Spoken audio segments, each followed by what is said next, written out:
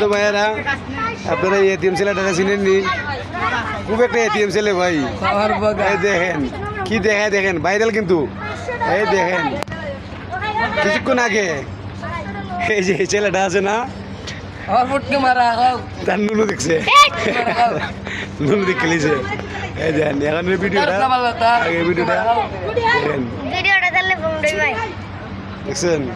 এই যে নুনু নুনু দিয়েছিল, ফ্যান খুলে লিয়েছিল, দেখা যান। এই যে পুরা একবারে এতিম, এতিম পোলাপান।